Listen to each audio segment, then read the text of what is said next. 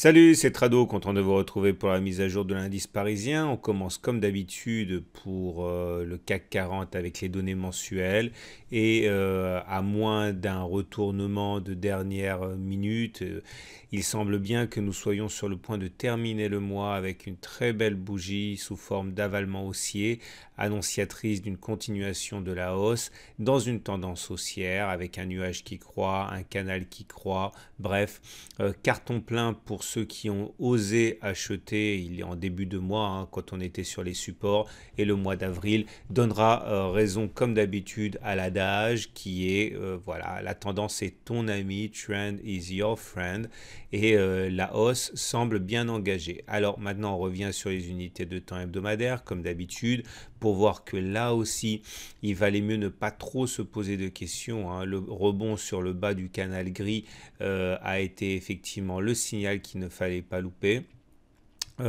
La tendance est toujours neutre pour l'instant au regard de l'Ishimoku parce que vous voyez le nuage ici, eh bien il a twisté, mais ceux qui utilisent d'autres indicateurs, notamment la moyenne mobile à 20 semaines, se diront que la tendance est déjà redevenue haussière. En tout cas, une chose est sûre, c'est que ce n'est pas si clair que cela. En tout cas, la tendance n'est pas baissière et le rebond sur le bas du canal gris laisse augurer à terme éventuellement un contact avec le haut de ce canal gris et il ne faudra pas faillir à ce moment-là. On enchaîne avec les données journalières, celles qui vous intéressent le plus, pour dire tout d'abord que sur les plans des fondamentaux, eh bien on a tout eu aujourd'hui, un carton plein pour les haussiers au niveau du news flow.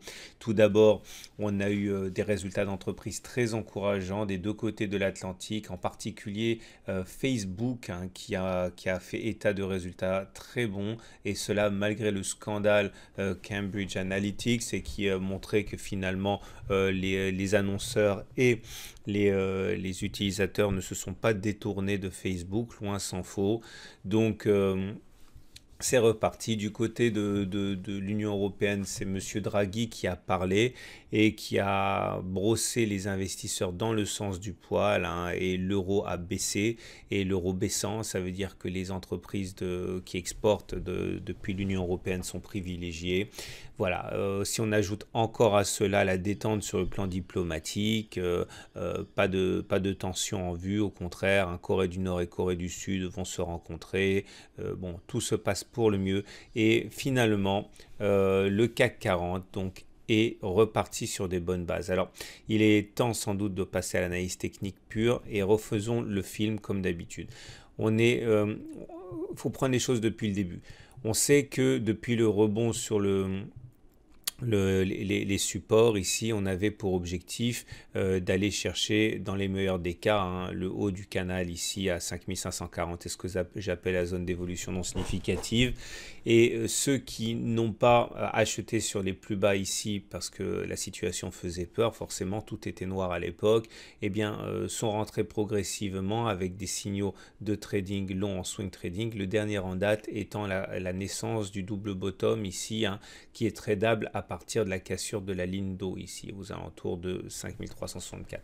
Le problème, c'est que plus on avance et plus l'objectif se rapproche, à savoir les 5540, et entrer long maintenant, enfin c'était hier, dans la zone actuelle pour aller viser les 5540, alors que l'on avait une résistance ici, était un petit peu dangereux parce que le ratio gain-risque n'était pas valable, puisque bon, quand on calcule un ratio gain-risque, il faut quand même que l'objectif soit crédible, viser les 5540 alors qu'on avait une zone et qu'on a toujours une zone de résistance ici en face de nous, n'était pas très prudent compte tenu d'un stop loss qui devait être mis en dessous, en cas de retour en dessous de la ligne de coup pour ceux qui travaillent, hein, le double bottom. Bref, vous l'aurez compris, les gains n'étaient pas suffisants par rapport au risque, et donc du coup je disais qu'un retour, une consolidation jusqu'au 23,6% de Fibonacci qui nous permettait de refaire contact avec la Tenkan et de revenir sur la ligne de coup était un bon point d'entrée pour éventuellement ceux qui voulaient jouer la ligne, la reprise de la hausse après le throwback, hein, sur la ligne de coup du double bottom. Malheureusement, j'ai envie de dire, hein, le CAC n'a pas donné l'occasion à ceux qui voulaient tenter ce swing d'entrée, puisque le CAC est reparti de plus haut après un modeste reste retour sur la moyenne mobile à 7 jours. On avait vu hier qu'on avait une bougie d'indécision, en l'occurrence le Harami, hein, c'était pas une bougie baissière, c'est une bougie d'indécision. Et là, les bons fondamentaux ont emporté le CAC et les indices vers le haut. Et ceux qui attendaient effectivement de rentrer à bon compte, hein, sont maintenant encore une fois sur le quai, et vous comprenez pourquoi acheter les supports finalement présente un danger évident, mais également une zone de confort intéressante, parce que si vous avez acheté là, eh bien forcément, hein, vous vous laissez porter, vous stressez pas pour rentrer, et vous laissez ceux qui sont vraiment pressés de rentrer prendre le risque de rentrer auprès de résistance. Mais ceux qui ont acheté sur les supports ici, regarde le CAC gonflé à l'hélium, monter tranquillement. En tout cas, rien n'est joué, puisque maintenant on est venu mourir sur l'objectif intermédiaire de la zone orange. Ici, on l'avait évoqué, hein, avant les 5540, il n'y a que ça pour nous empêcher de monter. Et le fait qu'on ait clôturé en dessous doit justement vous inciter à la prudence. Alors toujours les mêmes consignes, hein. Normalement, on achète les supports et les cassures de résistance. On n'achète pas au contact d'une résistance, hein, parce qu'à n'importe quel moment, les baissiers peuvent se réveiller.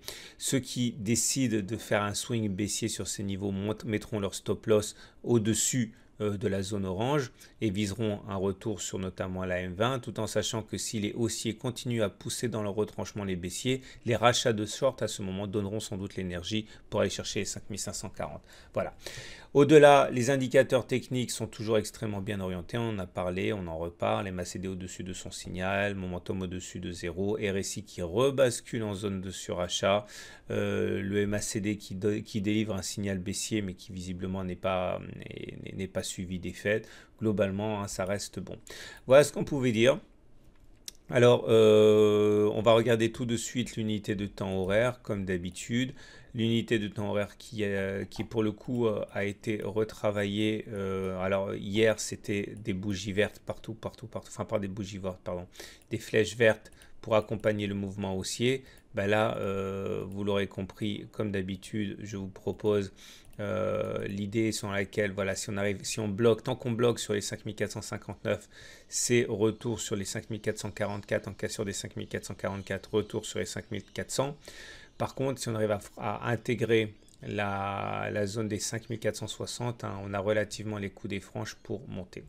Voilà, il ne me reste plus qu'à vous inviter au webinaire qui aura lieu demain soir, comme d'habitude, sur un thème qui passionnera sans doute beaucoup d'entre vous. C'est les raisons pour lesquelles la plupart des traders échouent en trading et des pistes pour y remédier. Voilà.